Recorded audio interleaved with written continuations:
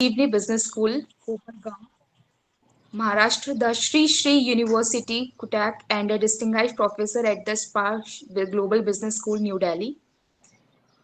As well as previously, he worked as a professor of economics and internationalization project leader at the Northwest University, South Africa. He served as a professor of economics at the Department of Economics, University of Western Cape, Cape Town, South Africa. Also served as a professor and the coordinator of the Joint African Masters Program. Professor Rena earned his PhD from Department of Economics, Osmania University, Hyderabad, India, with the achievement of University Gold Medal for the best PhD candidate thesis in the field of economics, commerce, and business management. He obtained his MA, B.Ed, MPhil, PhD from Osmania University and BA and LLB from Kakatiya University, India. Had bagged many awards and prizes, to name a few: obtained a Clavia Award 2023 by the International Council for Education, Research and Training, New Delhi, India, as well as also received the prestigious Best Researcher Award from the Durban University of Technology in 2022, as well as published 10 books and published more than 150 articles in reputed national and international peer review journal and 50 book chapters to his credit. Besides, he has published more than 60 papers at the national and international conferences and seminars and visited more than 300 colleges and universities across the globe. Has profile featured in Global Achievers magazine in July 2021 as one of the top 10 social leaders who inspire, and his interview and research work has been featured in leading media outlets across the globe. He also one of the resource person for the BRICS conferences, as well as serving as the editor of the Economics and Finance Letters journal by the published by the he also served as associate editor the Bottom Line journal published by the Emerald UK and Journal of Liberty and International Affairs published by the Institute for Research and European Studies, as well as he is armed with a depth understanding and thriving on extensive knowledge of global economic and social issues written in the areas of economics, of education, development, or economics and inclusive growth, globalization and higher education, microfinance, rural entrepreneurship, WTO, clean technology and sustainable development, FTI, breaks economics and development ed in Africa, supervise over 60 PhD, MPhil, and master's thesis and dissertation across the globe. He served on many academic and professional committee as a chairman and panel member. Also been an external examiner moderator for masters and PhD at different universities in Africa, Europe, Asia, South, North America, Latin America, and Australia. He traveled to over 40 countries in the world. So, without any further delay, I would like to invite you, sir. Your CV is too huge, and I am very thankful for listening you. And please share your experience, sir. It would be very beneficial for our research scholar. I would like to invite you in this coursework, and the language will be the bilingual. Thank you so much, sir. Thank you so much. Okay.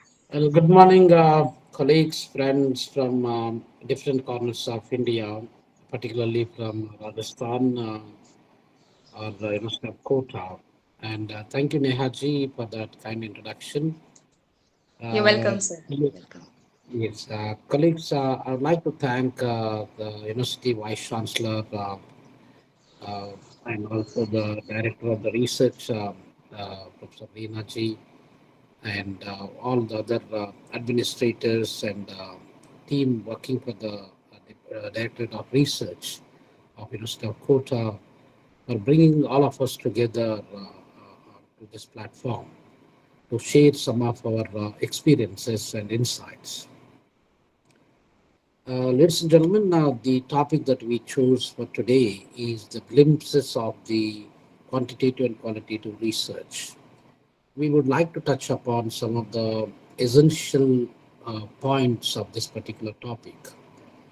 And to in the first part of my presentation, um, we would touch what is research actually, and why the people they do research, and what is the joy that we get, what is the status of this research in the world, and what is the status of this research in India. So we will try to cover various aspects pertaining to the research actually. And I was there at the University of Kota, probably as part of the BRICS conference that we brought a BRICS conference to University of Kota. That is the first of its um, BRICS event that occurred in India, particularly in academic arena, and that happened in University of Kota last year during 15th to 16th of February 2023. So University of Kota is the one who hosted, and that is the kind of probably connection. I was there at University of Kota, and I also visited University of Kota quite few times to deliver a few lectures on the research and various other aspects and so on for the past few years. So that is my association with the University of Kota, and of course I met some of the faculties and some of the students and so on. But nonetheless, colleagues and ladies and gentlemen, that let us try to begin what is this research is all about today. I would like to unpack by stating that as I speak with you right now from Delhi, I came yesterday to be one of the chief guests of the Commerce International Commerce Conference. So I'm in Delhi, so I will be flying back to Hyderabad and thereafter to Russia and then South Africa. So this is just for idea purpose. So now I want us to understand. I want us to know. I know we come from different backgrounds. Some of you must be uh, marketing people, some of you must be supply chain experts, some of you must be doing research on finance area or HRM, maybe within finance, maybe fin technologies or green technologies or probably green climate and different other areas. Or some of them, they must be doing research on entrepreneurship and so on. So whichever the topic it is, I want us to know if I ask you a simple question that what would be the population of this world today? Anybody give me a quick answer? Okay.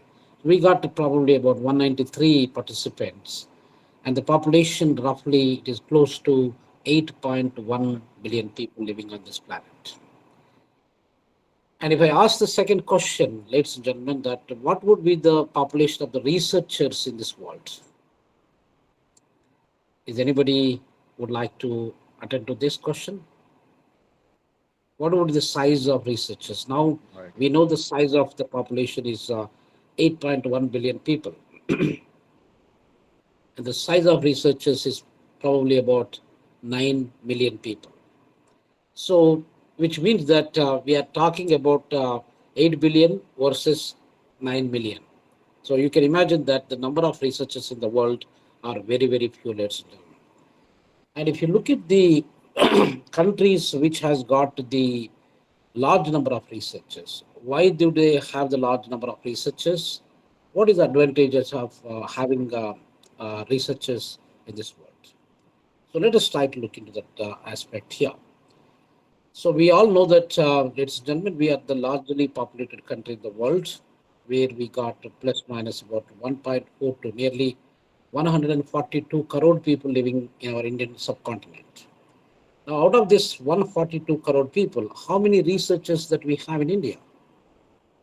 And just to measure, to understand the importance of research in India, where we are the fifth largest economy in the whole world, and where we are standing in terms of research in the world, actually, and how many researchers that we have. If we like to measure the number of researchers against the for every 1 million population. So we have the population in India, as I indicated to you, 1.42 billion people, which is equal to 142 crore people that are living in India. For every 1 million population, how many researchers that you think, you're all maybe lecturers yourself, you are professors, and you are working in different colleges and different institutions across the country. I want us to understand that if you take every 1 million Indians, how many researchers that you think that we have? The answer is very little. If you look at the statistics in 1998, we have got less than 120 people. So we are measuring 120 people against 1 million people. That means the number of medical doctors we have, they are more than the number of researchers that we have. The number of real scientists that we have in our country is found to be very much limited. So you are talking about 26 years down the line, our researchers number is about 120 people.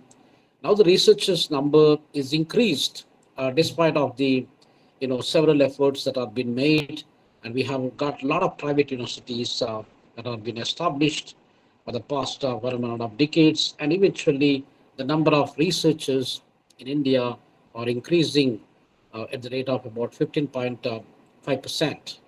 So now the researchers numbers increased to about 260. So 26 years ago, we were having 120 per 1 million population.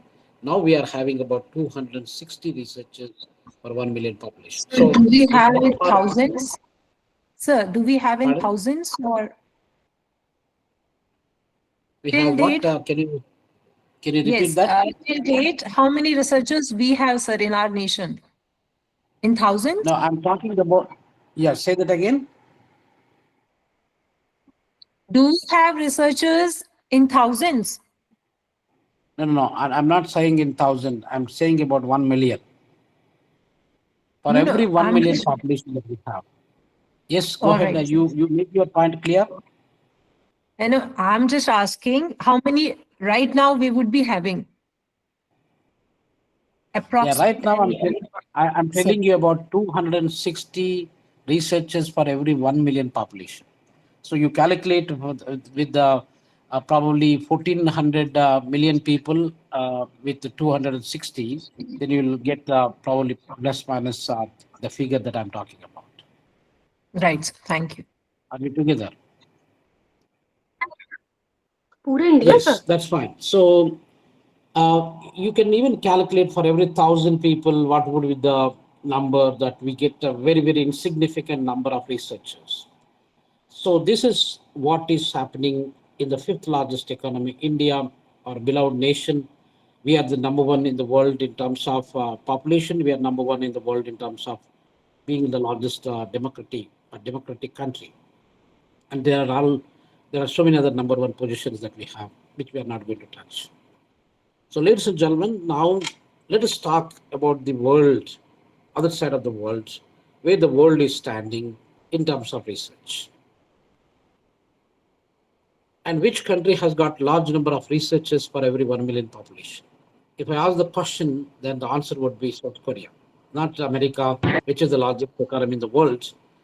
And South Korea is remained to be the largest populated researchers in the whole world in terms of that number that I'm calculating for every 1 billion people. For every 1 million people, South Koreans, they are about 7,100 people, they have the researchers. So that's quite large. We are having 260 in our country, whereas South Korea has got 7,100. Of course, South Korean population is very little when we compare with our Indian population. That's one point I would like to make it clear.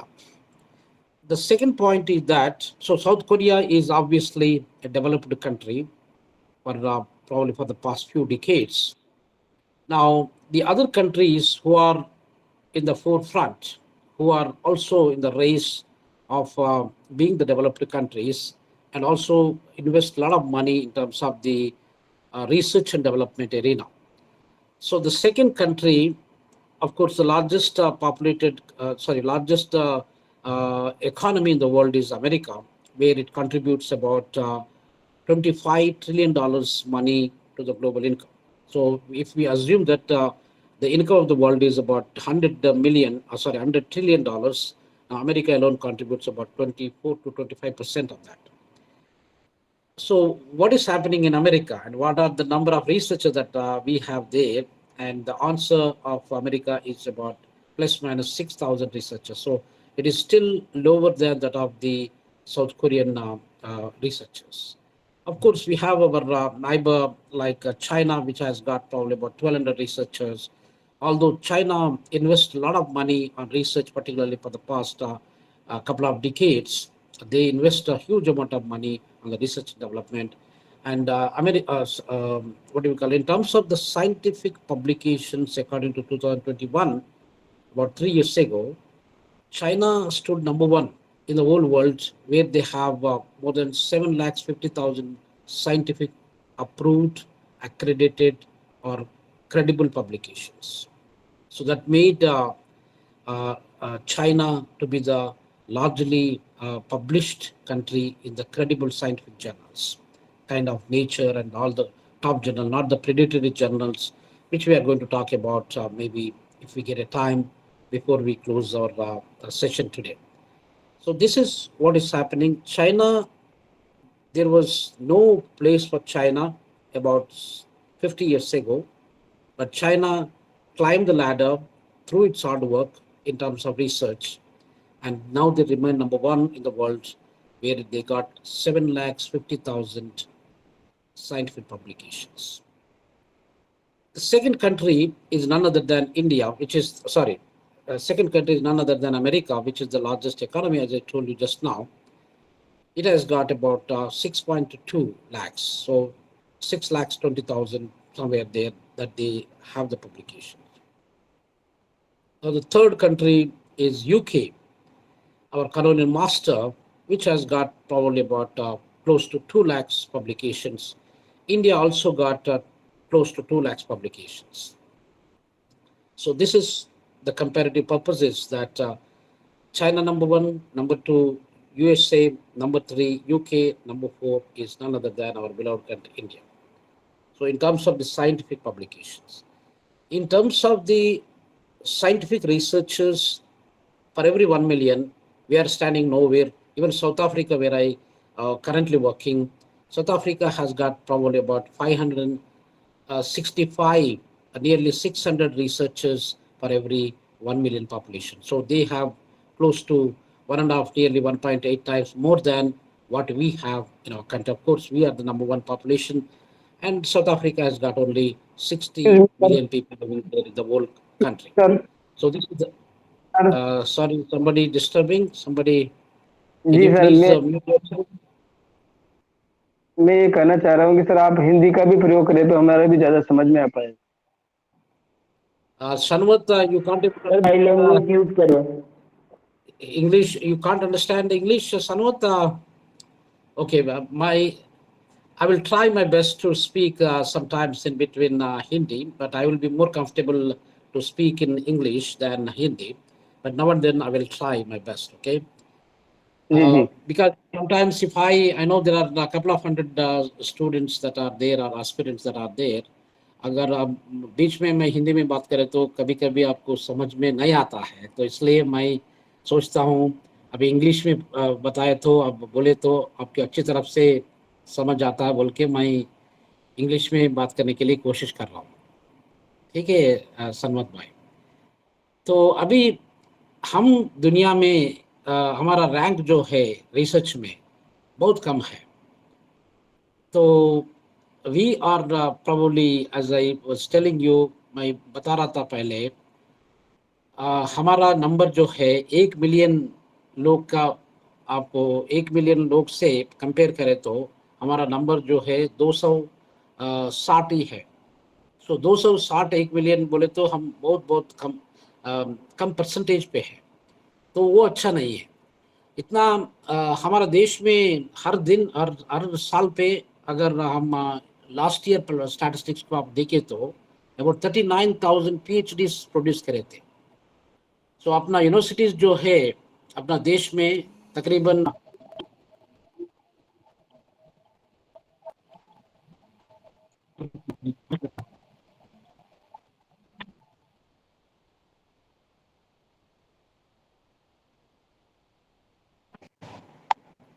सो हमारा university जो है अपना देश में तकरीबन 1050 तक universities है और 48,000 colleges है. So out of these colleges and universities, we are producing on an average more than 30,000 PhD scholars every year. And that is a huge number actually.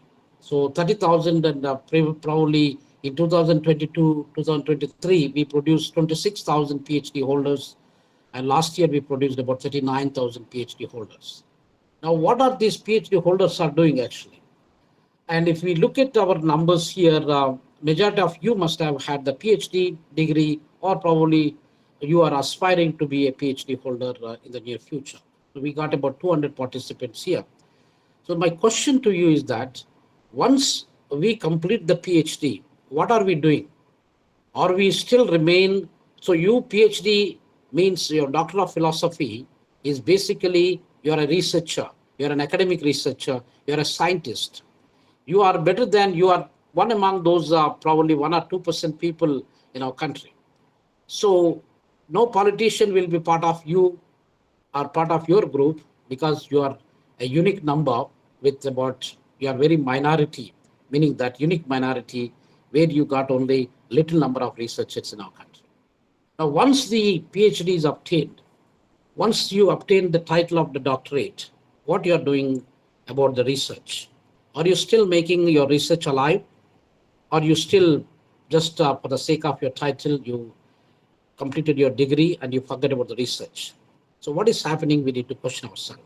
I don't know how many, all of you are, if Nehaji or somebody can help me, our participants and our colleagues here, all of you are PhD aspirants. Are you doing your PhD at University of Kota, or what exactly? Are you coming from different streams? Maybe when I was teaching at University of Kota a few years ago, even there are science students, there are humanities, there are management, business, commerce, and all the streams are also joined there. So if I just understand, because science research a little bit different from that of the social sciences research or management research and so on. So can anybody assist me just in one word or probably quickly for a few seconds that all of us, the participants here, are they from University of Kota only and you're all PhD students, or you are working lecturers? Of course, some of your PhD students must be still working as faculty members or maybe lecturers and so on. Just to kind of get a clue, can anybody assist me quickly?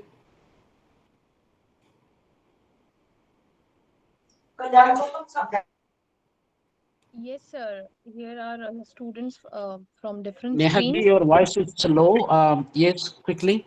Say that again. Yes, sir. There are people from different streams and they are working also. Some are lecturers and faculties also. Yes, sir. Okay, all these people, they have PhD already, or they are going to have PhD?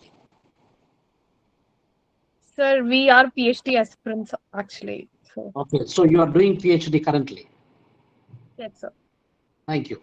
Thank you. Yeah, that's what I would like to understand.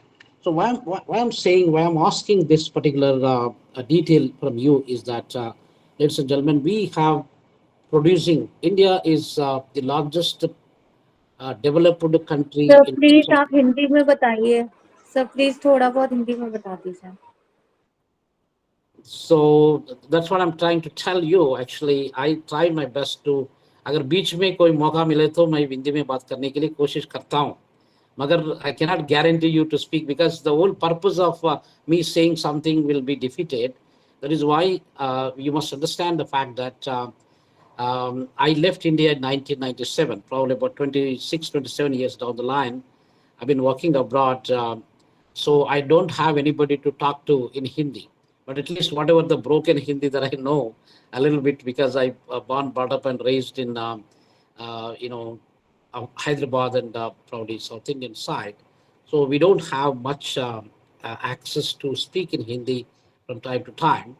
But whatever little Hindi कोई that I बात नहीं know, sir, I'm आप trying to English में speak. देते रहिए sir, आपकी English भी काफी बढ़िया है सर, हम प्रयास करेंगे पूरा समझ. Yeah, I think majority, as long as at least 70% people could able to understand my English, that would be all right. So let us not waste our time here. we're switching from one language to other language. So anyway, so colleagues, my point of concern here is that India is doing great. India is a great country. We were the largest economy in the world for several centuries.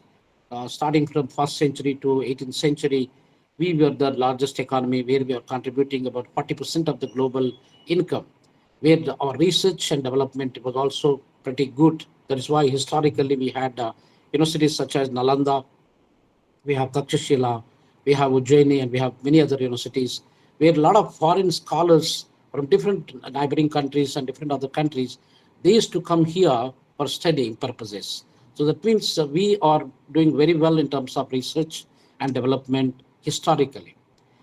And then if you look at current scenario now, we are not doing enough, which we could be able to do more, much more better than what we are doing at this point of time. So that is my point of concern.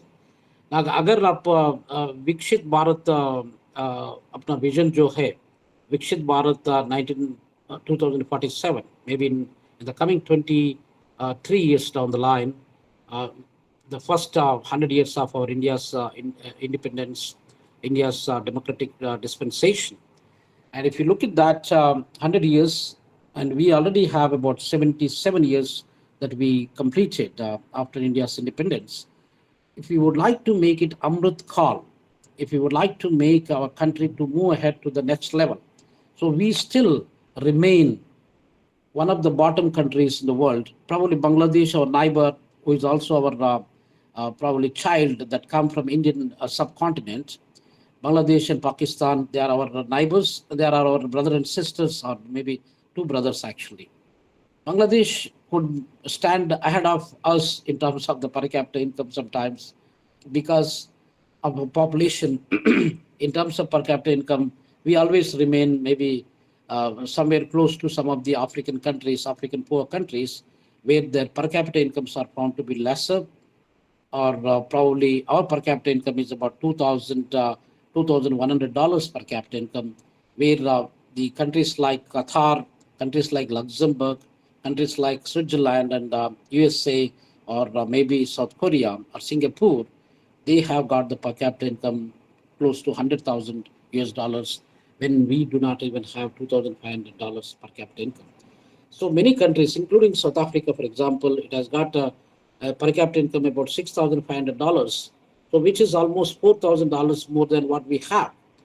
So this is, if we compare the per capita incomes and the per capita research spending we are talking about, the amount of money that we spend on the quality research, we again need to look at that figure.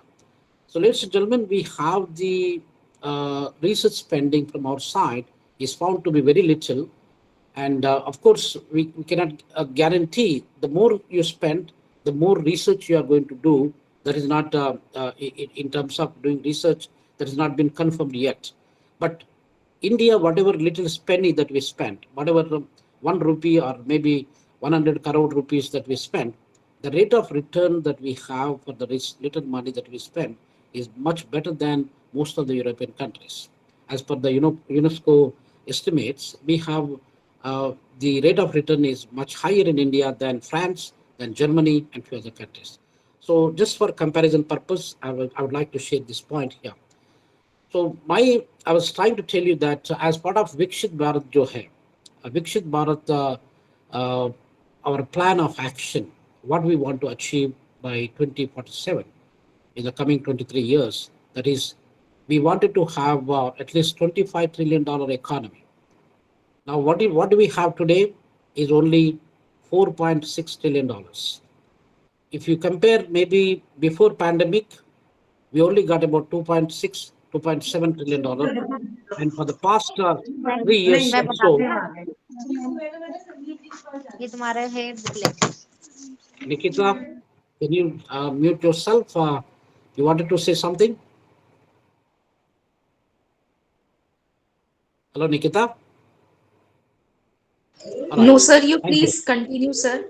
Oh, All right. that was Thank just you. a misunderstanding. Well, so my point of concern here, colleagues, that we have the vision, we have the mission, we have the objective that from $4.6 trillion economy of India today. So $4.6 trillion in the coming, so we are not even $5 trillion economy, but we wanted to make our economy to be $25 trillion. So is it possible for us with the current economic conditions, current social, political, and cultural, probably all other situation that we have in our country, is it possible for us to move from less than $5 trillion economy to $25 trillion economy? What is the thing that is possible here? Whether we can achieve the Viksit Bharat or the Amrit Kal by 2020, 2047 or not. So to do that, we need to do the research also. So researchers number, yes, somebody is speaking. Yes, let me give you a chance.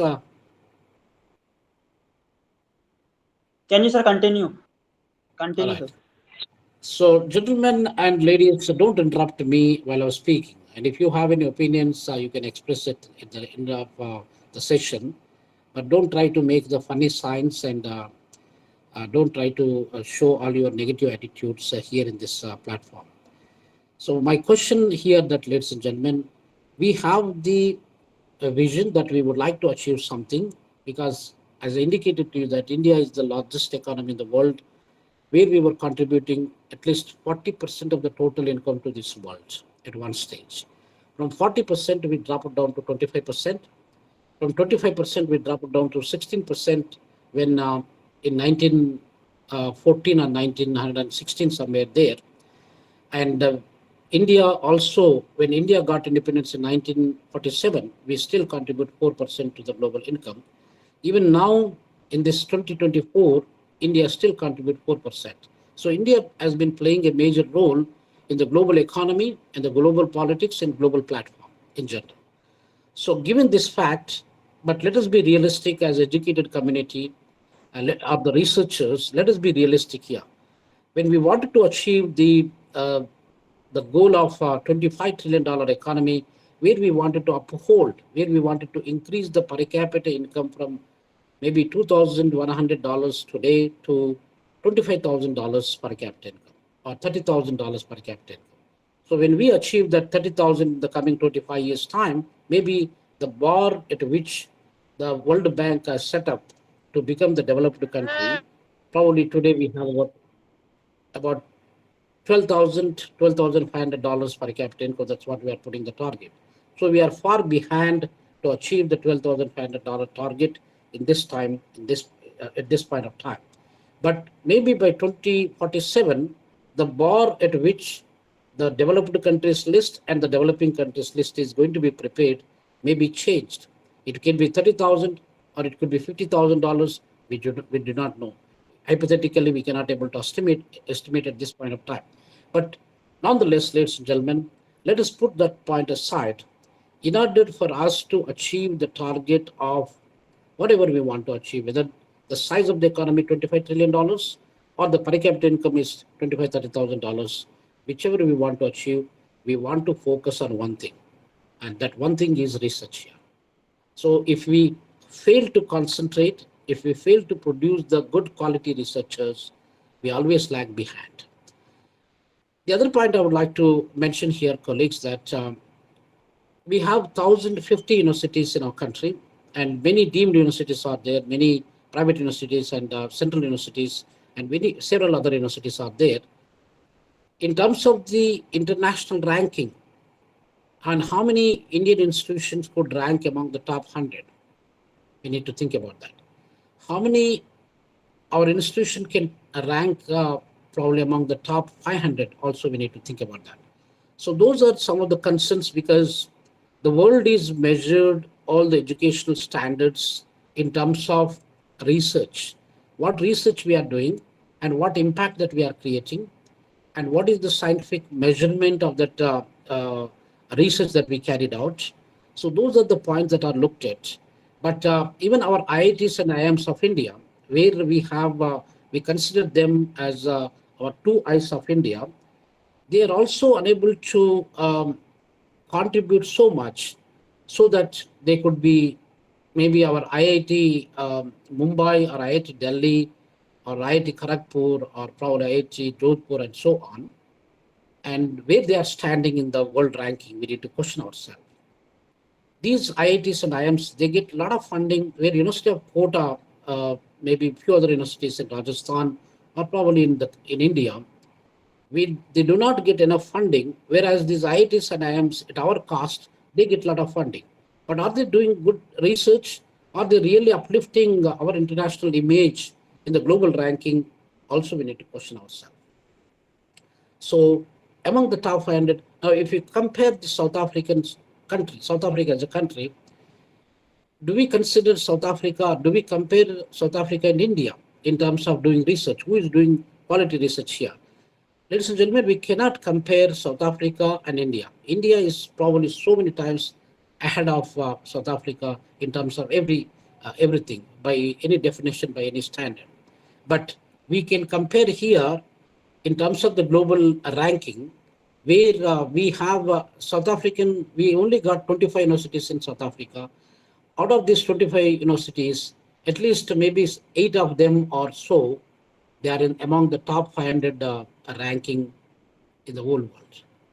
And whether we have those top 500, how many our Indian institutions they are among the top 500, we need to question ourselves. So we have 1,050 universities here. They only got 25 universities there. But still, in terms of the research, in terms of the credibility of the research, in terms of the scientific research, they are been there in the global rankings better than our institutions. That is the question we need to ask ourselves. Why? Why it's happening? So are we doing the credible research? We need to question ourselves. And I would like to ask you one more important question here, that why do we do research? Do we do the research only for the sake of PhD degrees? Or do we have any excitement? Do we have any kind of joy and any kind of ecstasy that we get from doing this research? If I ask a question, majority of you, I'm hypothetically saying that majority of you may be saying that, sir, we wanted to get the title. Getting the title, getting you call yourself as a doctor so and so, is it really going to be helpful for you getting the degree, that scientific degree that you are going to get, or research degree that you are going to get, and you are joined in the pool of researchers, but is it going to make any impact actually? We need to question ourselves how ethical we are, and how kind of we are going to make some kind of significant contribution, not only to our country, but for the global research arena. How many of us are sincerely committed? If we only get the degree, and who cares about your degree? If you have a title or do not have a title, doesn't matter. But what impact you are creating doing your research, that's what matters. Let me give you an anecdotal evidence here that a scholar, a leader is known in his country or in his geographical distinction or geographical territory, but the scholar is known in the world. Now, we have our Prime Minister, Narendra Modi ji, we have our President, Draupadi ji, and we have maybe Chief Minister of Rajasthan, and many other Chief Ministers and ministers in our country. These are all politicians. If you come to South Africa, or if you go to Liberia, or you go to Burkina Faso, and maybe Somalia, and ask somebody that, okay, do you know the Prime Minister of India? Who is the Prime Minister of India? Probably they may not know him. Even if you go and ask maybe any village in Rajasthan, Bikaner or maybe Jaisalmer or anywhere, if I go and if I ask you a question that without you looking into the Google, if I ask you a question that who is the president of South Africa? And many people, they may not know him. So what do we understand by this is that a leader is known in his own geographical distinction, geographical territory. So even all the South Africans, all the 60 million people of South Africa, they may not know Cyril Ramaphosa is the president of the country. Even if you go to remote area and maybe some tribal area of India, not that all the 142 crore people of India, they know Narendra Modi ji as our Prime Minister. So Meaning that, ladies and gentlemen, we have Sarpanch, we have Mandal President, we have Jilla Parishad people, politicians, we have district level, or we have the state level MLAs and MPs. If you Bikanur constituency MLA or MP, if you ask me that who is the MP of Bikanur or maybe Jaipur or whatever, I may not be knowing about him. So my point of a statement here that I would like to mention, or I would like to establish the fact or reconfirm that a leader is known only in his territory, whether it is village, whether it is maybe mandal level or district level or probably constitutional level, constituency level, whether it is MLA constituency or MP constituency. But if I ask the question that how many of you never ever heard or read about Albert Einstein, who is considered to be a scholar? Can anybody open the mic that, sir, I never heard about Albert Einstein in my life so far? Can anybody tell me that that you never ever read or hear or probably heard about, or whatsoever the case? Out of these 200 people that we have here, is anybody there in this forum that they never read, they never know anything about Albert Einstein? So probably we can confirm that fact that at least many people, maybe in our childhood, you must be studying history or you must be studying business management or commerce or marketing or whichever research that you are doing. Maybe while you are studying at the school, you might have still studied some physics theory and E is equal to mc square, or probably whatever the relativity, whatever he contributed. You might have studied even the newspapers or magazines or WhatsApp, whatever. You might have studied something or his quotes, Albert Einstein. So Albert Einstein is not from India actually. He was from probably based in Germany and he moved to USA. So Albert Einstein died in 1955, but we still talk about Albert Einstein today because it is not the boundaries that we have. India is a different country, Germany is a different country, America is a different country, but we still talk about Albert Einstein, whether it is South Africa, or you go to Malawi, or you go to Zimbabwe, or you go to Tanzania, you talk about him. So what does that tell us? And if you ask this question, particularly the educated community, have you heard about him? The answer would be yes, we know, or we read, we understand about him or his contribution. So politicians, they come and go. Scientists such as this, they create an image and they create an impact. And that impact, and if I ask the question that, have you heard about maybe Shakespeare? So probably people, they may say that, yes, we heard about, we read some of his novels and his literary contributions. So this is the point one has to remember. It's not about getting degree alone, but what impact we are absolutely creating in this world by doing the research, and what kind of image you are creating or what kind of image you are projecting yourself as an individual scholar or the student of University of Kota or the student of India, what image you are creating, we need to think about that. So, ladies and gentlemen, that if you all might have heard about, there are Nobel laureates we have in economics, Nobel laureates from India, maybe Nobel laureate like Amartya Kumar Sen, or we have Abhijit Banerjee. We have so many other scholars across the globe that they get Nobel Prizes. If you look at Amartya Kumar Sen, Google citations, probably it's more than 350,000 citations that he has. So Amartya Kumar Sen grows to 90 years old now, and one day we pray that he live for longer time, but one day or the other, we all will be leaving this world. In the coming 50 to 70 years down the line, maybe none of us could able to alive actually. So knowingly that we all will be living,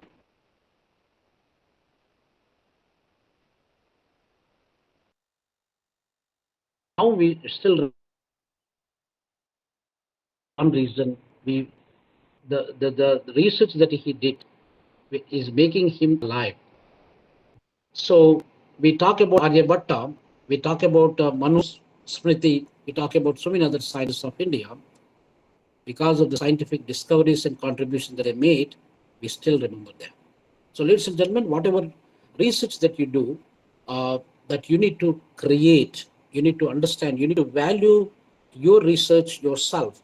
If you don't value your research, nobody is going to value it.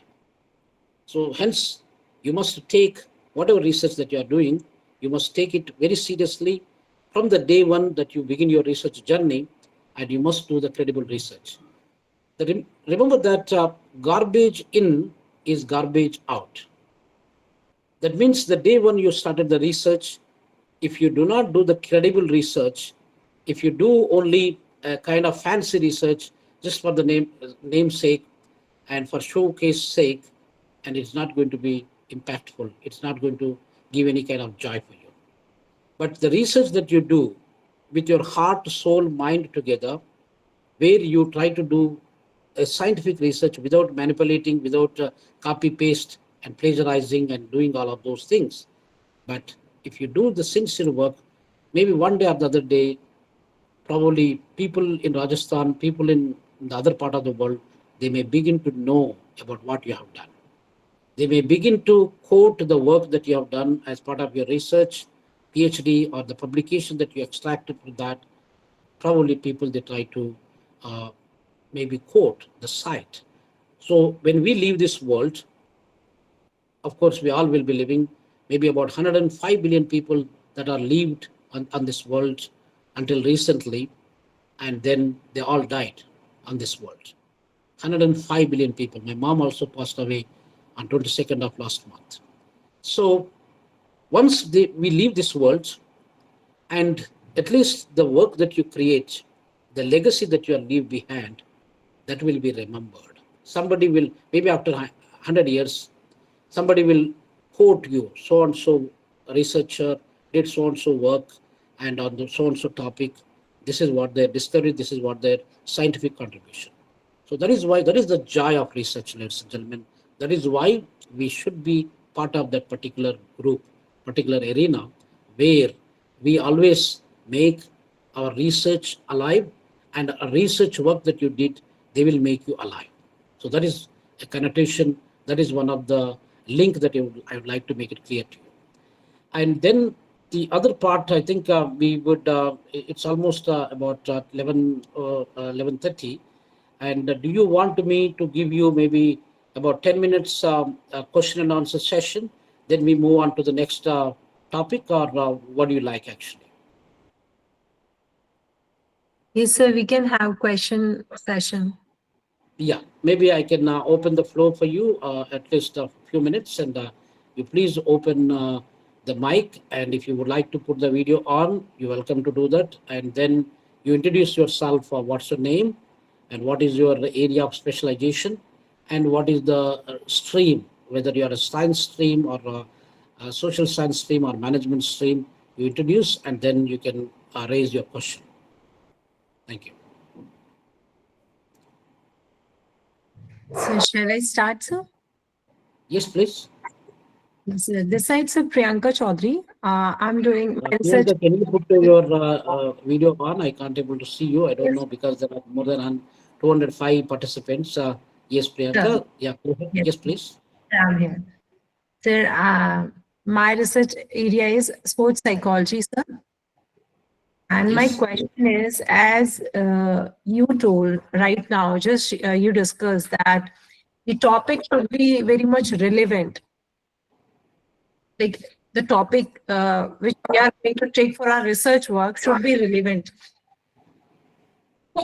If I take a topic like what is the effect of poem written by Robert Frost, that would not taken. A road that road which is not taken. A poem was there. So what will be the effect of this poem on students? How it is going to create impact on students' career? So will it be a valid or effective topic to take for research?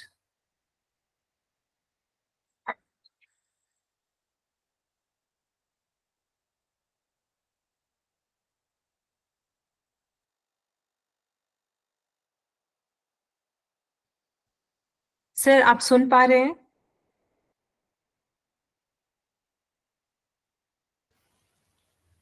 Priyanka, आप एक बार वो repeat करना आपका question, क्योंकि आपकी voice break हो रही थी. ओके.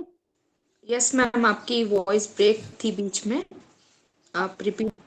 सर, हाँ जी, अभी आवाज आ रही है? अभी क्लियर है, उस समय थोड़ी सी ब्रेक हो रही थी.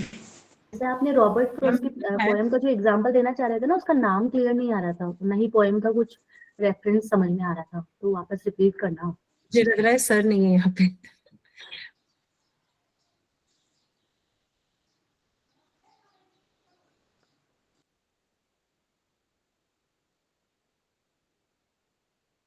Hello, sorry for that. Can you hear me now? Priyanka ji? Yes, sir. Priyanka, Yes, please sir. proceed. I got a call, urgent call from one of the principals, so I need to take that call. All But right, sir. please carry on. Yeah, you are saying that you are a psychology student, a sports psychology student. The topics that you are talking about effect, or maybe please proceed. That's what I heard about. But please proceed now. Sir, how to know the effectiveness of the topic? As suppose I'm from sports field and I would like to take a topic. Was the effect of poem which we read in our schooling? The road not taken. It was written by Robert Frost. So how it is going to put the impact on students' career? So can I take this topic? The effect of poem, the road not taken. If I listen to you correctly, Priyanka, that you're saying the effect of poem. You mean the reciting poems?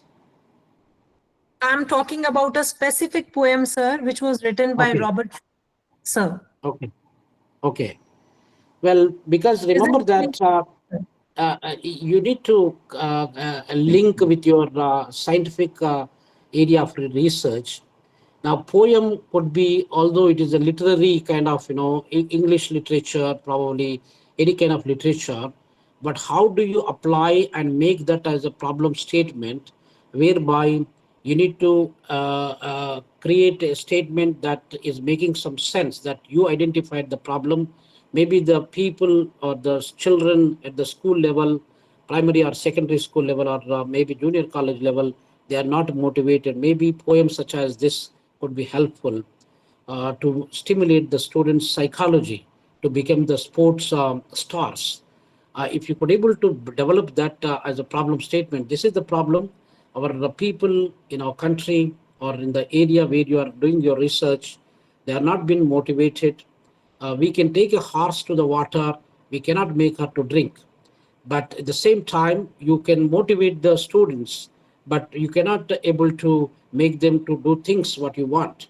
So therefore, even poems such as this, there could be a lot of poems in Rajasthani, lot of poems in other languages of India. They could also stimulate the people. But if you wanted to bring that particular writer, how that particular poem could influence, and then you need to make it a structural scientific statement, whether that statement is making sense, whether you could able to find the scope where you can create the you can narrow it down, and you can boil it down to do the research and contribute to some kind of literature, unique literature to this world. You need to discuss with your concerned supervisor also about this. Priyanka, did you hear what I said? Yes, sir. I was just So in that, reference. I was talking because as you were discussing about the research work and innovative work, that's as we correct. have very limited research work. So I thought, why not to take such topic which will, which will motivate students to do something new to make their own path. It tells so. It's absolutely. You see, ultimately, particularly at the PhD level, colleagues and friends, what I would like to suggest is that I examined, I don't even remember how many PhDs that I examined, maybe about 250 PhDs I examined, and majority probably from India, like University of Chennai or University of Madras, or maybe from Tamil Nadu, from Alagappa University, Annamala University, Bharatiyar, Bharatidasan, and Central University of Tamil Nadu, or maybe also Aligarh Muslim University, or Delhi University, or maybe DTU, Delhi Technological University, Gujarat Technological. It list goes on. Actually, I did a lot of PhDs examination. But sadly, what I feel pity about our supervisors one side and the students on the other side, both of them are culprits. Both of them do not pay attention to what they are doing. They could not able to prepare a research statement or a problem statement, which is a core, which is like a heart to the research. And they either try to collect some literature which does not have any relevance, or they can bring some kind of matter or the content that can provide the background to the research, but not the problem statement itself. So that is the fundamental. I picked up majority cases actually, maybe 90% if I should say. Even I also been examiner for some of the IIMs also, and the unfortunate thing is that they could not able to define the problem statement at all. That's point number one. The second point I picked up is the writing the objectives. When they write the objectives, friends, what the problem what they do is that I don't know how many of you read and understand the importance of the Bloom's taxonomy. Bloom's taxonomy we use quite frequently to measure the level of studies, particularly at the higher order thinking skills like PhD student and a primary school student or a school student. We distinguish based upon the level of thinking, what kind of research you are doing actually at the master's level, at the honors level, at the bachelor's degree level, or at the school level and at the PhD level. So we distinguish because at the school level, you have the lower order thinking skills where you focus mainly that reading. Reading, anybody can read as long as you have the ability to read. Maybe if you are a third grade student or a fifth grade student or seventh grade student, you can read any text that is given. It is English or Gujarati or Rajasthani or Telugu or Marathi or Kannada, whichever. You can read. So reading is not a PhD student cannot read and cannot understand and cannot identify, cannot list out. So most of the objectives that the PhD students are preparing, they say that to understand, to identify, to list out, to propose. These are the wrong things actually. So any examiner from outside of India, they will look at the objective and they say that no, the PhD student is not doing the study at the PhD level. So reading, when you read, you have to understand. That is, whose level is this? It's a school student level actually. You as a PhD student, you cannot read and understand. You cannot, who are you to, already there are a lot of existing models are there, existing strategies are there, existing frameworks are there. And who are you to read and understand and try to identify those things? That's not your job actually. You as a PhD student, you need to look at higher order thinking skills where you need to maybe synthesize something, analyze, examine, evaluate, criticize, and create or develop or measure. So that is what your duty is here. So I hope all our PhD students understand that the importance of the Bloom's taxonomy, how you need to think. If your objective itself, your objective of the PhD itself is not making sense, you're not going to achieve anything with your research actually. It is as good as a voluminous document where you copy, paste, and try to manipulate the words here and there, and you produce where there is no impact at all. At the end of the day, you as an individual, you have a satisfaction or not satisfaction because it is done by you. 98% of the time, it is you are carrying out the research. Your supervisor is there. Most of the Indian supervisors, they don't have time for the students. For your surprise, if you submit your first draft or a proposal, majority of the case that either they don't read what you have written, or they will simply say that no, I will come back to you, and after 3 months or 6 months later, they come back to you. They said that whatever you have written is rubbish. Because whether it is rubbish or whether it's a good piece of work, they don't even read. They simply have the tendency to say it's rubbish work and it is not making any sense. Or some of the, or most of the PhD supervisors, they say that no, it's an excellent work. Even if it is a rubbish work, they say it's an excellent work, please proceed. And people like us, when we begin to examine, we suffer a lot while we are examining whether the student should be passed or should be failed. So we need to decide actually. So that is the biggest problem in Indian scenario, that sometimes I reject even when somebody asks me, sir, are you available? This is the abstract, this is the synopsis, this is the student, this is the work that is done. So it's a routine work they have, an entrepreneurship and SMMEs and small business development, or probably poverty alleviation, or Mahatma Gandhi rural employment guarantee program, all these things, or women empowerment, or some ICT technology and its impact on a small village or a small city. So those are the things that are being carried out actually. So what I would like to suggest all our PhD students here, that please be mindful. When I was a PhD student, maybe more than 2.5, nearly 3 decades ago, in 1995, when I started my journey as a PhD scholar, we did not have what you have today. Everything is in your hand now. Everything that what you wanted to browse, whether it is American journal or Asian journal or Indian journal or any journal you would like to access, you can just access while you are sitting in your home with your laptop or with your phone or with anything. If you do not have the subscription for that journal, you will find the ways. Maybe we have maybe our university spent more than 25 million South African rands on the online research publications only. So if there are people, they ask me that, sir, do you have the access to this journal? Then I will ask my librarian, then I can download that particular journal article and I can share it. So that's what happens. And you don't need to spend $40 or $50 just to download one piece of article, because most of these publishers like Springer or Taylor and Francis, or maybe Indus Science and Palgrave, Macmillan, many other journals, what they do is that this is the time for them. If somebody wants to have a journal article, and the moment when you wanted to browse or access, they will say that you pay $30 or $40, then you access or to download. Our students do not have even a $40 income per month in some cases, or sometimes they don't even 20,000 or 50,000 rupees per month, whatever they do.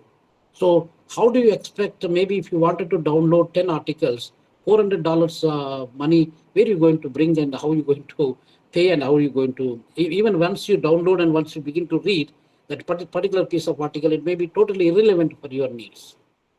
So therefore, ladies and gentlemen, so research is not a child game.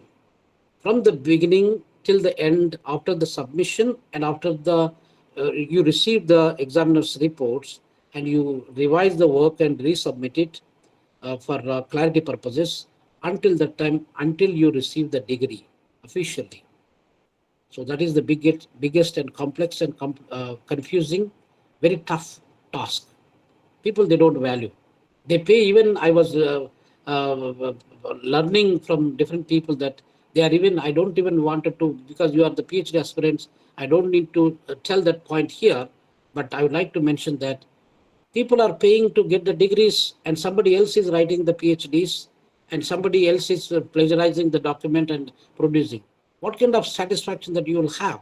At least throughout your life, when you look at your own title, sometimes you're conscious, your own heart will remind you that you paid some money and you get this title.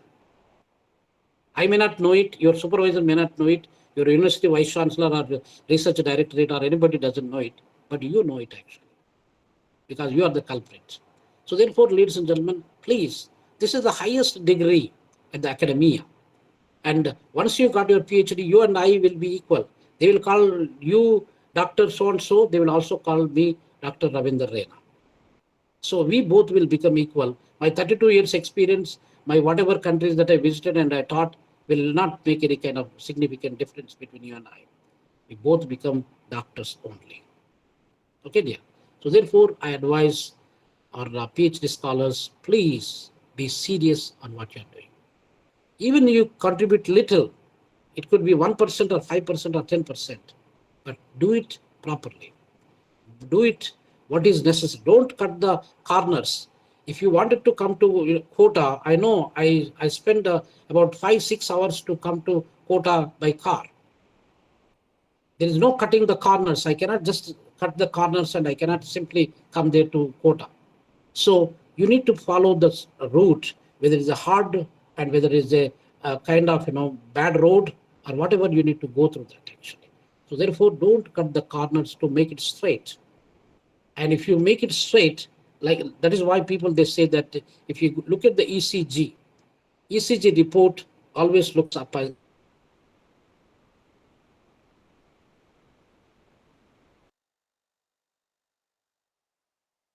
that means you are not alive. When my mom passed away, they also did the ECG to confirm that your mother is died already. So they did the ECG, they make a straight ECG report. So ladies and gentlemen, please be mindful about that. I think Priyanka, if I could able to answer your question, and maybe I'll take one more question and we will follow because the time is not in our favor. Yes, sir. And Thank you, sir. yes, dear. Thank you very much, Priyanka. And any other one or two questions we can take, colleagues?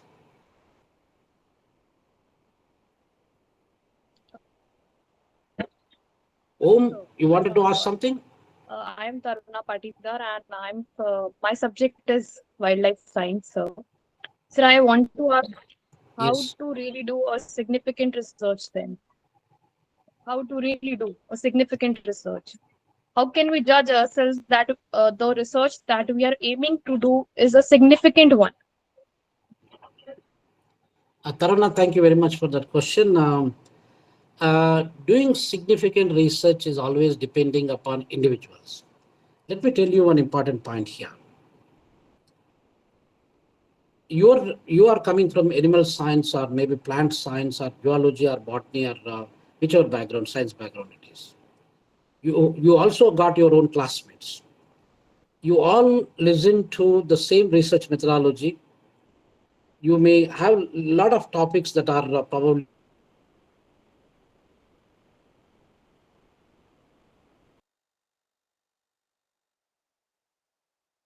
every researcher, we got more than 200 researchers here. If I ask you to do something just to analyze this particular point, investigate on this point, or do some empirical research on this point, all of you are given the same topic. But the way you look at the topic, the way you understand the topic, the way you do things by using the methodology, that will always vary. Because your mind and my mind will vary. You and me, we don't think the same thing. So the way you think, you are just open the window and everybody is watching out of that window. When you are watching out, different people, they look different things outside. You all, even if you look at the same thing, your perception, your way of thinking, your way of analysis, the object identification will be also different. That is why research, because there are millions and millions of people doing the research on different studies or different problems actually. But the way they do things will differ. That is what is unique contribution we say. Your PhD, although you are in the plant science, and the PhD from IIT or IIM or somewhere else, maybe in Delhi,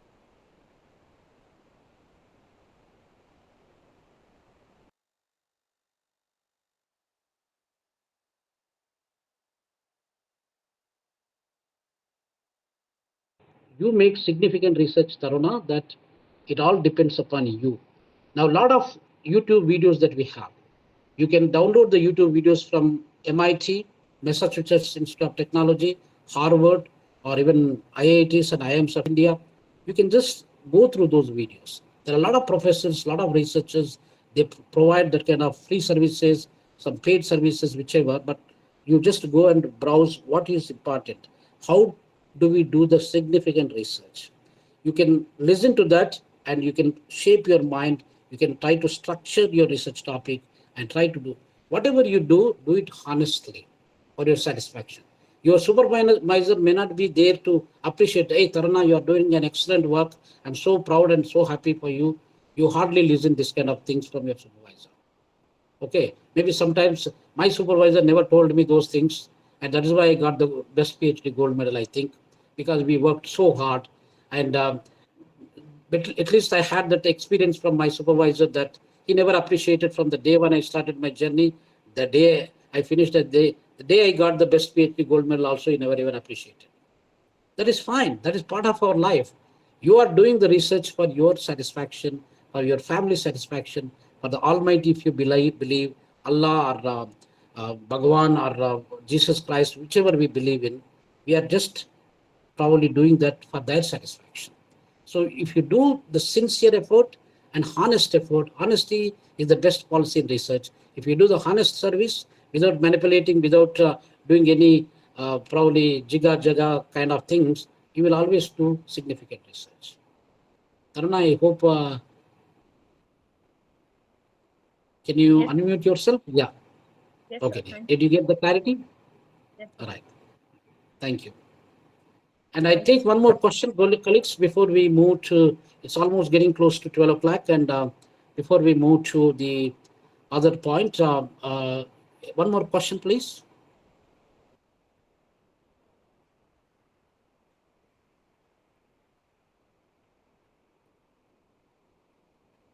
Right.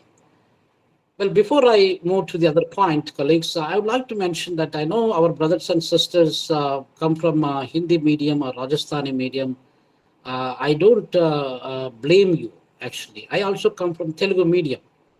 I don't know until I was doing my bachelor's degree. I don't even understand basic things like how are you, what's your name, where are you going. I don't even understand those things, actually. So, but nothing is impossible in this world. And only thing is that you need to believe in yourself, in your ability that you can learn any language in this world without having any problem. I'm not asking you, the number of English speaking people in India is less than 8%. And so 92% of the people, they don't speak English. So at least if you learn English as a PhD student, and if you begin to open up yourself, you got more network. Even if you get a job internationally somewhere or outside of Rajasthan state, at least the medium of communication, some people, they may not understand. If you go to Tamil Nadu or you go to Andhra Pradesh or even Telangana somewhere, you come and you wanted to speak to somebody, they may not understand Hindi. So therefore, at least it became a medium of communication. You don't need to speak the English language perfectly like an Englishman. You don't need to do that. Just to express something, to understand something. Everything you can learn by internet nowadays, even the language itself. So I therefore, have a question. Sir, Sanvat? my question is, ji sir. Yes, dear. Go ahead. My question is how we can make our research unique. Well, that's what I'm telling Sanvat as part of Taruna question, that uniqueness is depending upon you as Sanvat. So if you wanted to keep yourself unique, stand out of these 200 students, how do you make yourself unique? The way you think, the way you act, the way you do things, isn't it? If you do everything what others are doing, then you are not unique. Now, it is also so possible that we all wanted to become millionaires or billionaires like Mukesh Ambani or Elon Musk or Bernard and so on. We want to achieve the $250 billion or $300 billion. How that is possible? You are just sitting where you are. You are not thinking outside the box. You are not making yourself unique. And then how do you become a richest man? How do you become the best researcher who can publish the article in a credible and very good journal, high impact factor journal, and where your name is being appeared in the international arena, where somebody, Sanvat and Taruna or Priyanka, or somebody is quoting their work? How it is possible? If you act and if you think with the same mindset, where everybody is also doing the same thing, then you cannot make yourself unique, my dear.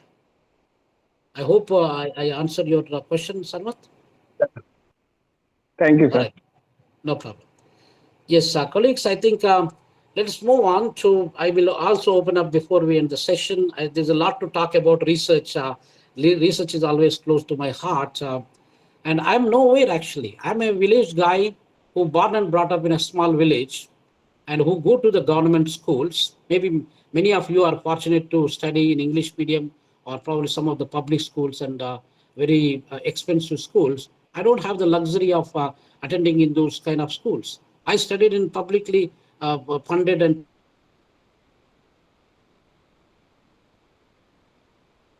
level. So, but language is not the barrier there. So only I begin to learn the language because necessity is the mother of invention.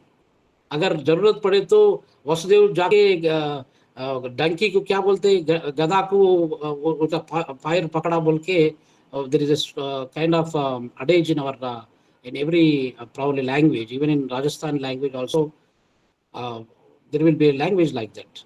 Vasudev, he went and he touched the feet of donkey because donkey is shouting when he is carrying the Lord Krishna from the jail. So this is the kind of situation. Now, if you really wanted to achieve something, nobody can stop you. You need to believe in yourself first. If you don't believe in yourself, I cannot believe you, your supervisor cannot believe you, nobody can believe you, my dear. So first of all, if you want to become a good researcher, believe in you and in your ability, what you are doing. Then whatever you do, one day that will bring some kind of joy, some kind of good memories for you.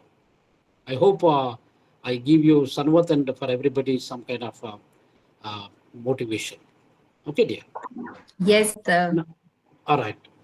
Okay, ladies and gentlemen, now let us move on to the other side that there's a lot to talk about. We have the research design, we have the research data collection, we have the data collection methods, we have sampling methods, we have so many other things. Research is like as big as maybe Indian Ocean.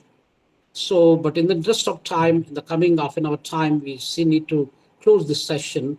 So I just would like to touch upon the major elements of this research. So we have the quantitative research one side, we also got the qualitative research on the other side. Now, people may ask me a question that which research is the best one? And if it is so, why? So the answer is in a simple term, ladies and gentlemen, that whether it's a quantitative research or it's a qualitative research, doesn't matter. As long as the topic that you chose, it relates, you cannot decide which method you wanted to have, but your topic, your research, your problem that you wanted to explore, that will determine which method that you need to apply. Okay, dear. Now, if you wanted to wear a sari or kurta pajama, or maybe whether they just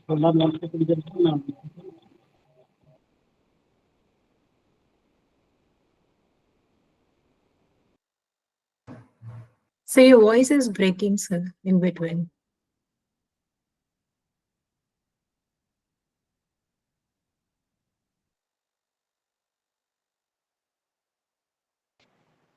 Hi, dear ones. Can you hear me now? Yes, sir. Yes. So there's a local call that interrupted our conversation. So I was telling you that what was the point we are discussing now about the quantitative research and qualitative research. I was giving you an example that whether you wanted to put kurta pajama or you wanted to wear sari, or whether you wanted to put a jacket or you wanted to put shawl, what determines the weather conditions also will determine, and your mood and your also your attitude also will determine, or you wanted to put jeans. And so what you wear and what you tools and techniques that you wanted to borrow and apply to your research problem will determine. Okay, dear. So you cannot simply say, sir, my research, you are thinking about the soft side of the research, but you wanted to borrow the tools which are hard. The quantitative tools are a little bit harder tools. Like we have econometrics, we have mathematics, we have statistics, or combination of all these things. These things require certain kind of technical dexterity, technical skill. You cannot, when you have the soft side of your problem statement, you cannot take heteroscedasticity or chi-square techniques or probably some kind of regression techniques and maybe sim modeling like structural equation modeling. You you cannot borrow those techniques and apply because you do not know what those techniques are meant for. And you do not know, you become directionless actually. How there are set of tools, number of tools are available, number of statistical packages also are available to solve your problem. For example, SPSS, statistical package for social scientists, we do not have when I was doing my PhD. In fact, we do not have a laptop. I do not have a laptop. I do not have a computer when I was doing my PhD. While I was doing my MPhil, we need to type that MPhil degree dissertation only by the typewriter. If something we made a mistake, we need to do it all over again. You can delete now. You can do so many manipulations. You can do it easily. So therefore, ladies and gentlemen, you are absolutely blessed. You are absolutely having everything in your hand. So therefore, don't complain and don't blame your situation, because your situation to do the research is many times, many folds higher than what I gone through in my own research life. So therefore, I would like to mention that whether it is a quantitative research or a qualitative research, the skill set that we have SPSS, where I never even heard about SPSS before. And while I was doing my PhD in 1990s, maybe 92 to 97, somewhere there, I did my MPhil and PhD that time. So I do not know anything about it. We have eViews now. eView software is econometric views. This is exclusively meant for econometricians, or exclusively meant for economists, or some mathematicians and statisticians also can use this kind of techniques. Doesn't matter, a political scientist cannot use these things. A political analyst and an anthropologist or sociologist or educationist or psychologist, geographer, everybody can use what is needed actually based upon your requirement. You can use the eViews, you can use SPSS, you can use Strata, you can use data carpentry, R square. There are so many, more than 30. I even heard about, I do not know everything about every software except few, but there are lots of software that we have in this world. Okay, maybe PLS software we have, partial least squares. We economics people, I don't know how many economics students are there, or management students are there, or commerce students are there, but we also talk about PLS software, which is partial least squares, where the partial least squares are useful for us to do the SEM modeling. In short, we say SEM modeling means S for structural, E for equation, M for modeling, structural equation modeling. That is the best way people, they are doing the SEM modeling, SEM techniques, particularly for the past maybe a decade or so. But before that, we never even heard about PLS software. Maybe 10 years ago, it was not in existence as far as my knowledge goes. So we do have everything SPSS, as long as you collect the honest data, you code the data and decode the data and you feed the data into the these kind of statistical packages or softwares, and it will, you give the command, in few seconds or in less than a minute time, you get the results. And you understand, you try to analyze those things. That's how easy it is actually. So therefore, ladies and gentlemen, you are blessed and you are fortunate, and you could able to do those skill sets, and you have those skill sets in your hand. Even if you do not understand, there are a lot of guys who are doing the statistic jobs, and you can approach them, you pay some, whatever the money, not a bribe, but the service fee for doing that job for you, because you don't know, you don't understand what SPS is, you don't understand what other statistical packages you can request. That is allowed. When I was in Zimbabwe, and according to the Zimbabwean university rules, they don't allow actually, because they want you as a researcher to full grow in terms of statistical knowledge, in terms of research knowledge, methodology knowledge, in terms of even in the language knowledge also. They want you, they don't want you to borrow somebody's mind and help you to do the PhD and then you get the title. They don't do that actually. There is a clause that I read that research document, research agenda of University of Zimbabwe. And so that is the best thing. That is why Zimbabwe considered to be the poor country, but the students who come from Zimbabwean institutions, they're really good researchers and good quality educated people actually. So because they value the education, not by doing shortcut methods and getting things done easily, it doesn't help us actually. Okay, dear one. So I would like to mention about the distinction between the quantitative research and the qualitative research. The idea here is that people, they think that qualitative research is easy. It's not easy actually, because in the qualitative research, you have so much content analysis. You have so much content that you collect from different people, and you may do the voluminous interviews with different people, and you need to analyze those expressions of opinions, perspectives in different ways. So it is not going to be easy. You think that because you do not know the quantitative techniques, you just use your mind and you prepare the questionnaire and you collect the data. And when you are coding and decoding and analyzing, that is an absolutely terrible task. How you need to compare, how you need to contrast, how you need to distinguish. So those are the things that when you are going there, when you are reaching the bridge, you know how to cross the bridge. So that's how difficult it is. So therefore, now the qualitative research, it is meant for somebody who has got a soft corner and who has got maybe no much skill in the quantitative side, and they would like to make this qualitative side of the research, but which is not even easy also. Then the quantitative research, basically, as I indicated to you, ladies and gentlemen, that it is also, you need to learn certain techniques. We have ARDL techniques actually. And we have so many other techniques that we apply, we use, just to make what is the R square? What is the P test? What is the Pearson test actually? How do you distinguish between one kind of unit with that of the other unit? What is the relationship that exists? If the relationship X factor is influencing the Y factor, in what way it is impacting? How much it is impacting? And where it is impacting? How do you measure that impact? So those are the things, these are the sensitive things that you need to, if you wanted to make a risk analysis, how the risk analysis within the risk arena, what are the various variables that are influencing?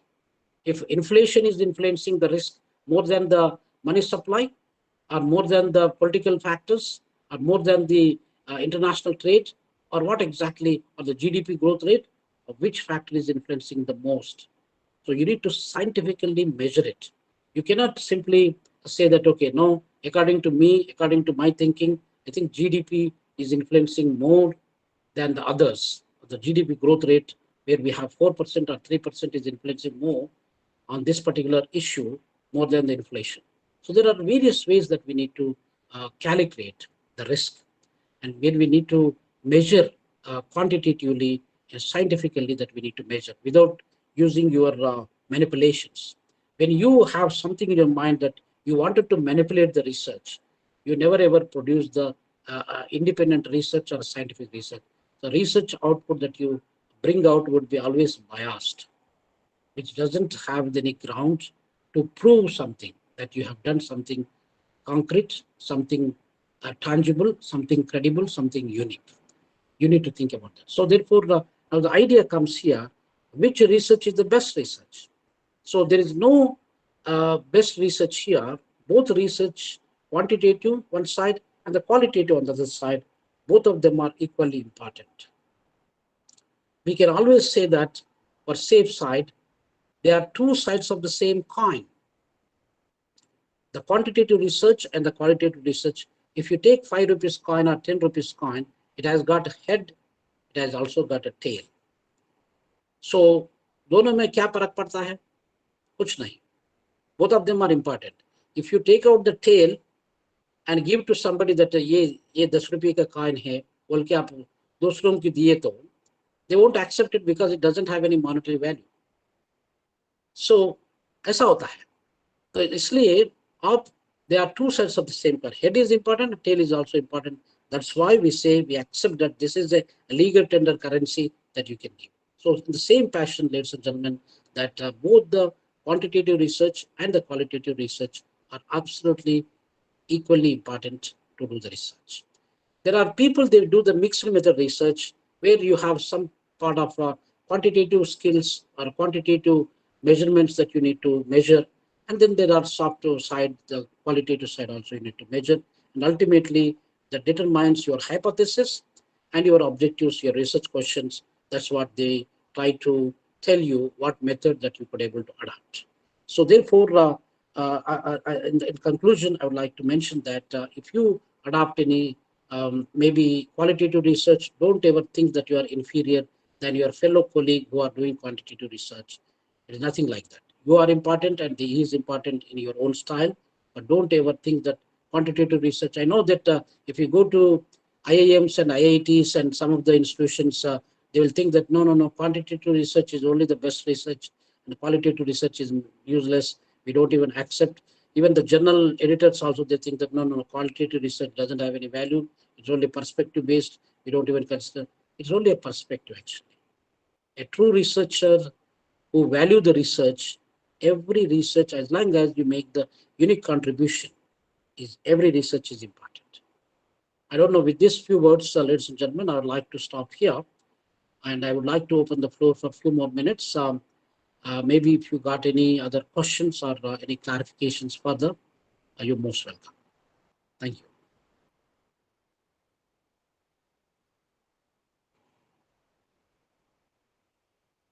Thank you.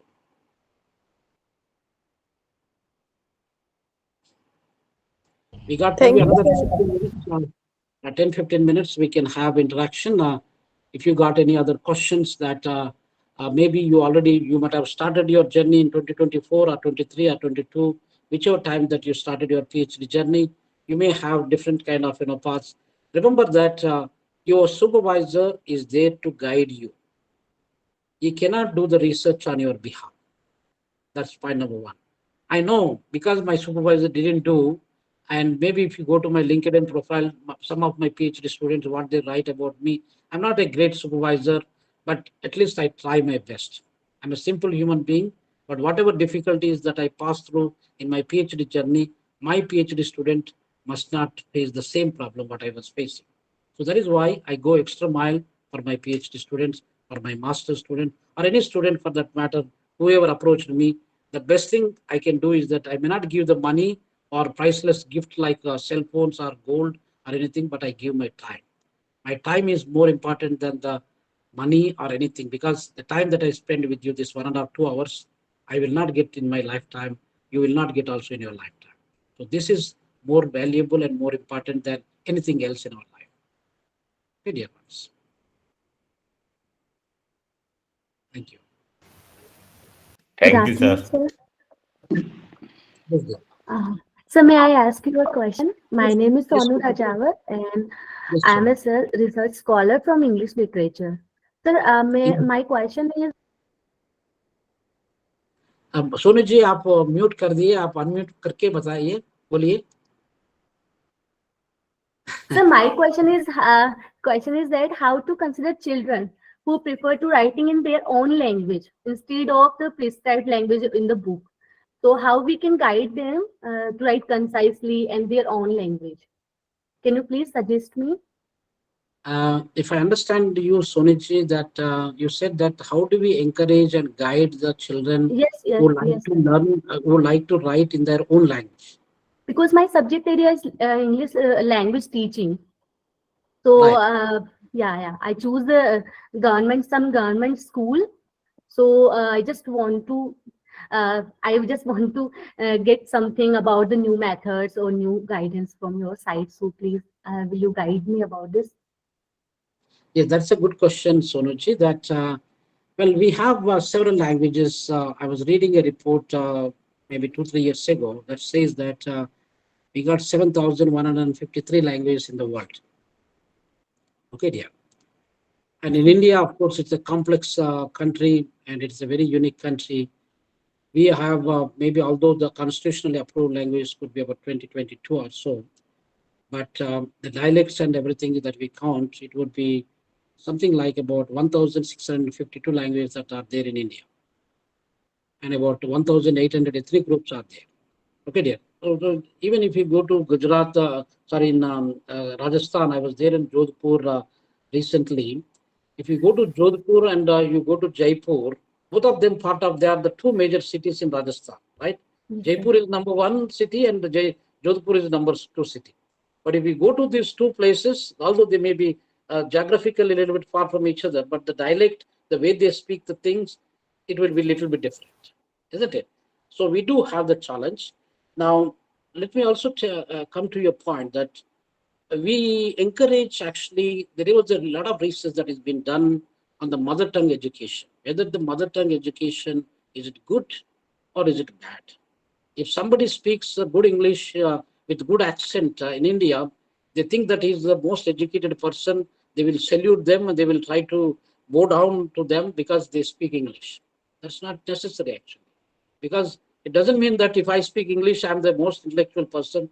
It doesn't matter, because intellect of the person depends upon how you think and how innovatively you do things. That's Yes, what is sir. in. Yes, sir.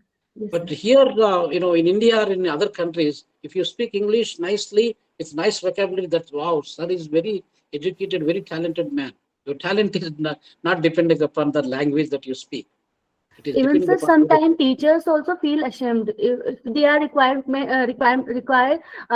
requirement about the training session. They are feeling ashamed.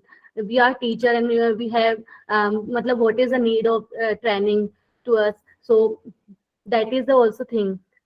Right. But that is obstacle लाती है इस चीज में कि हम कैसे training नहीं, हम तो टीचर बन चुके हैं, तो टीचर स्टूडेंट को हमारे अकॉर्डिंग ही आंसर देने चाहिए, जो बुक में लिखा है वैसा ही आंसर होना चाहिए. तो ये एक मतलब बहुत ही प्रथा की तरह बन गया है, तो उसे चेंज करना चाहिए हमें. सही बात, सही बात. Actually, the problem is that mother tongue. I was in Russia last year a couple of times, and I'm going to Russia again next month. So when I go to Russia, I'm just giving an example here. I was teaching St. Petersburg State University students, and I'm going to teach RUBN University in Moscow now next month. And I meet a lot of professors, vice chancellors, deans, directors, and renowned scholars, and so on. They don't speak English. Okay, they speak Russian only. I learned, it took me 3 days to learn one word, that is pasiba. Pasiba, pasina बोले तो हमारा को ये sweat के बारे में बात करते हैं ना, pasina. So they say pasiba means thank you. Because when the beginning they were saying that pasiba, I couldn't even understand, and the accent of it, I couldn't learn about it. So that is how we need to think. They value their own language, and Russians are considered to be the most intelligent people. And I was surprised to note that I used to travel the underground metro. They have established underground metro line in 1950s. In Delhi, in Hyderabad, or in major cities of Mumbai and other places, we started metro only 20, 25 years ago or 15 years ago and so on. So their population is 148 million, our population is 1.42 billion. They begin to think about this almost about 70 years ago, maybe. So other surprising thing is that there is a river that goes on the top, and below the river, there is a metro line that goes. Can you ever think that they established almost 70 years ago? Yes, So what sir. I'm trying to tell you is that Advancement of learning. Yes, sir. Exactly. So it's the planning, execution, and the way you act, the courage.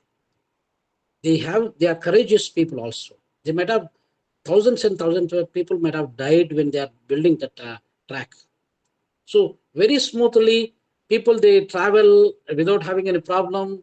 They come back, no fight, nothing happens. So it goes systematically. And now, what the point I would like to make it clear here is that language, mother tongue education, there are a lot of Italian scientists, a lot of French scientists, a lot of Spanish scientists, a lot of Russian scientists, and a lot of Indian scientists in Hindi. Also, they are been prominent. But mother tongue education, if it is given, as long as you think, somebody else will take the idea. Manusmriti might have written not in English, isn't it? But it is a known book. Aryabhatta Political Economy is not written in English. So, and we talk about Greek philosophers like Aristotle, Socrates, and Plato. They all not even know anything about English. They know only Greek language, Latin language. but we study about them now. So what I would like to suggest in the interest of time, Sonuji, is that if you are given and then let them express in their own mother tongue, their expression would be more better in the mother tongue. Then, because you know Gujarat, sorry, Rajasthani, or you can translate. Now it is easy to translate. When you are speaking, even that speaking also will be translated in English or whichever Yes, language you prefer. You because understand? that will be their own language. So Yes, that would be original actually. It is now some of my articles are translated into Chinese, Arabic, or something like that. So it is possible that when you have the original idea, if somebody likes it, language is not a barrier now. Any yes, language, even while I was attending some conferences in Russia, they give us a headset, whichever language that you wanted to switch. They have 5 or 6 languages, 6 buttons are there. Press 1, English, press 2, Spanish, like that. So you can just immediately, when they are speaking, immediately the translation will come to you. So that is the best way. But to just to tell you, let them, those children, let them speak in their language, but encourage them. If they could able to learn a new language, it is better. It's an asset for them. Now, just because I learned English on my own, and that English only took me to these more than 45 countries in the world. Otherwise, I don't have a godfather. I don't have anybody in the any other country that I went through. Only God and my hard work took me there. Nothing else. thank you Okay, so much, sir. everything, yeah, everything is possible. You might have come with different background. I'm also a farmer child, and I'm also an agricultural farmer myself. I did work in the ground by plowing the land and tilling and all those things I've done with bullock cart also. So with that farming level, from small village level, I could come to this level means everything is possible through your hard work and your research. Yes, sir. Okay, dear. Yes, sir. Thank you so much, sir. Thank you It's a so much. pleasure. Thank you. Namaste, sir. Yes, dear. I आपका am नाम क्या है? I am Hemraj. I am scholar of Hindi literature. I don't know completely English, but I feel today that we are very thankful and lucky that attended motivational and knowledgeable lecture today. But sir, I want to know that I want to research on rural culture and peasant culture. After a poem of 21st centuries to 20 years after 2001. So how to search literature, poem literature? How to sir? अच्छा हेमराज जी, thank you very much. आपका English तो उतना अच्छी तरह से आप बात करें तो खुशी का बात है। Your English is so good and just try to build up that confidence. You Thank you. don't need to be intelligent, you don't need to be rich, but if you are confident, if you are courageous, you can do miracles actually. But Thank you, with sir. regard to your question, Hemraj ji, that nowadays, I don't know because I'm not a Hindi specialist where to get those sources, but there are a lot of documents, Government of India, and they have different portals that you could able to extract maybe Maulana Azad, I think Birbali or जो कुछ literature है. I was in Gwalior probably a few months ago. I even visited that Akbar में काम करते थे तानशाह का कुछ वो उनका समाधि को भी मैं जाके देखा था. So what I'm saying is that there are a lot of literature that is available within Yes, Hindi also. You can yes, segregate what is the period you would like to take, and maybe if you could able to visit some of the libraries, maybe in Jaipur or probably in Delhi, they would able to guide you, and you can even Google search also. You will able to yes, find out this. Okay, dear. yes, sir. Thank you, sir. Thank you, sir.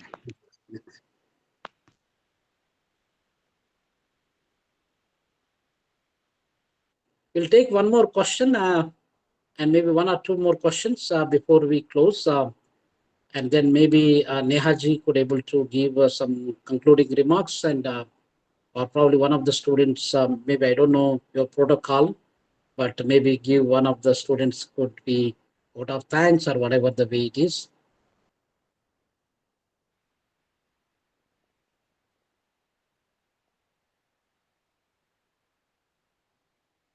Thank you for your love and best wishes.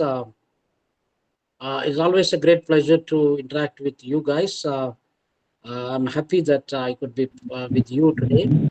I Thank wish you so much, maybe sir. one of the days I would Thank you come so much, Thank you sir. so much, sir. Thank you so much, sir. It was Arizona a great research. so that we Thank you. can Thank meet you. face to face. And Thank you so much, Thank you, sir. sir. A wonderful Thank you so lecture. much, sir. Thank you. my Thank you pleasure. so much. Thank you so much, sir. बहुत बहुत धन्यवाद sir Thank आपका. you so much, sir. Thank you Thank you so so much, much. sir. Thank you. Thank you, sir. Thank you. Thank you, sir. Thank you, sir. Thank you, बहुत sir. बहुत Thank you शुक्रिया, so धन्यवाद और much. सलाम वालेकुम. Thank you so much, sir.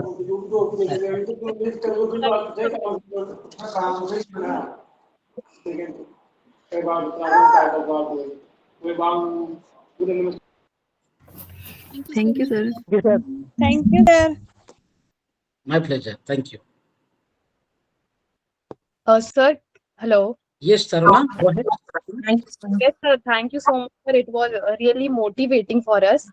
So, can we get your contact details, mail ID or something? Well, it is Can easy you to contact? find Tarunaji as long as you know my name, Ravinder, Ravinder. Ravinder is my first name. Rena, although it is Rana, Rana, Rana, but it was misspelled in my matriculation certificate as Rena. So if you write Rena, Rena, Ravinder Rena in Google search, you will get my email address, and people already found that details there. And you can find my email address there, my official email address, my personal email address. I got a few Gmail account, ravinder.rena1 gmail.com, ravinder.rena gmail.com. These are the Gmail account, they are full. So that is why, I have to open Ravinder Rena 1, 2, 3 also like that. But luckily, thank God, I'm the only one with that name so that I don't need to use the funny numbers. But those are my accounts. I think Ravinder.Rena1, that is still okay because ravinderrena@gmail.com, it's about 97% full. Dr. Ravinder Rena is also full. Professor Ravinder Rena is also full.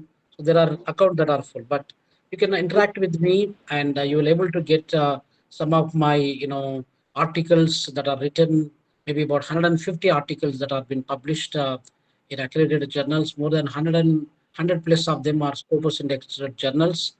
And you could also find some of my books that are, yeah, I think you could see that it was already displayed, ravinder.rena1 at gmail.com, ravinder r at dut.ac.jda. If it is a phone number, now and then, if genuine people, they could able to interact with me. The phone number also, you can find it. I'm an open book. Nobody, I don't have any secrets. Wherever I'm in the planet, you would able to trace out whether I'm in Delhi. I'm in Delhi right now at Deen Dayal Upadhyaya College at Delhi University. I'll be flying back just because of your lecture. I postponed my journey. Otherwise, I'm supposed to fly back this morning, but I will be missing your session. So I booked the ticket maybe by 4 o'clock from Delhi to Hyderabad. I'll be in India maybe for 3 more weeks, and thereafter I'll be going back to Russia, from there to South Africa. But we'll keep in touch. But if you keep on, you maybe taking my number and then begin to ask, sir, did you eat your lunch or dinner? I know with love and affection you ask, but always time will be the problem. If I do not respond to you, you may be upset and sir is neglecting me. So all those things. So but if the genuine cases, if you always wanted to interact, I will always create some time for you. There's no problem. I told you that the best thing I can do is that I can spare some of the time for you for genuine cases. Okay, dear. Thank you, sir. I'm also a simple human being, as I told you that you may think that I'm a professor, I'm this and that, but those things are I keep aside. I'm a human being like you. I'm not greater than you. We are always equal as human beings. Okay, dear. Okay, sir. Thank you. Thank you, sir. Thank you, sir. My pleasure. Thank you, sir. Thank Thank you you, very sir. Again, thank you so much, sir. My Again, pleasure. thank you. Thank you also. It's a pleasure Thank to you so interact much, with sir. you. Sanvat Bhai, we'll meet again. Yes, please, sir. Okay. Okay, dear. Okay. Bye, sir. Bye-bye. Bye. Bye, Thank you, sir. Gulbasha. And yes, Raksha. Gulab Shah. Okay. Like Gulab Jam. Thank you, sir. Bye bye. Okay, dear. Okay. Shruti Lal. Yes. Thank you, sir.